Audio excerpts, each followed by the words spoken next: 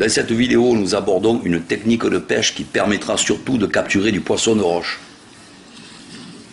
Ici, on peut voir un roucao qui fait partie de la famille des labres, qui comprend de nombreuses sous-espèces.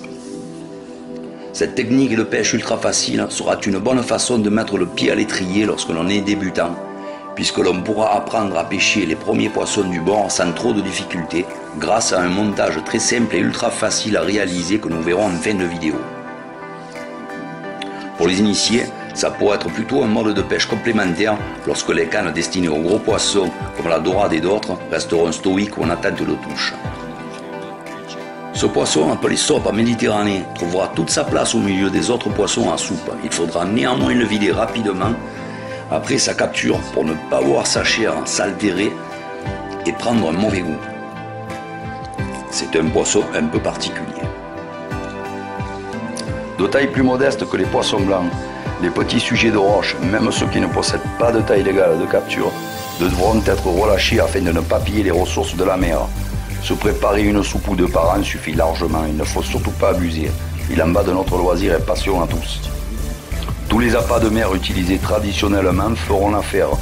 Un morceau de verre américain, petit morceau, de mouron, disque dur ou demi-dur, de quoi recouvrir l'hameçon, à peine un peu plus. En digouin jeté, on enverra sa ligne à 4-5 mètres du bord, pas plus, afin d'explorer les roches et les infractuosités les plus proches. On ramènera aussi ainsi la ligne jusqu'à quasiment nos pieds par petits sauts ou tirés, en attendant toujours entre chaque tirée 1 ou 2 minutes pour voir ou sentir la touche se produire.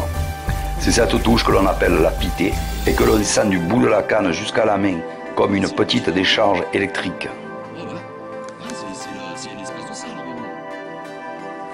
La sope est un poisson omniprésent sur nos côtes.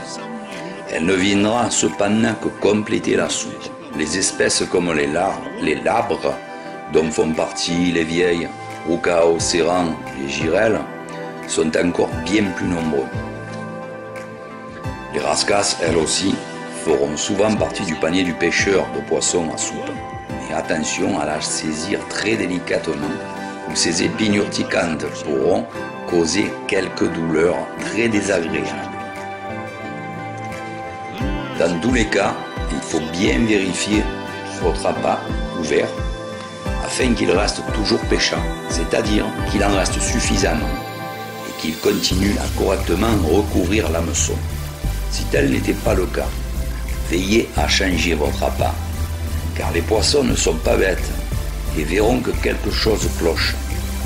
Ce qui est bon, c'est de mettre un morceau de verre juste pour recouvrir l'hameçon, mais de laisser dépasser de la pointe un petit morceau qui pendouille. Les poissons aiment bien ça.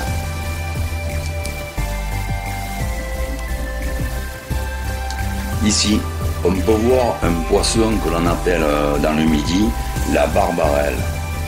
Ailleurs, dans les autres régions, c'est souvent la blénie. C'est un poisson visqueux, mais qui est très bon pour la soupe. Il ne faut pas se fier à cet aspect visqueux un peu déplaisant. C'est un très bon poisson à soupe. On rencontre plusieurs espèces de blénies, mais en général, elles ne dépassent pas les 20 cm, ou que très rarement.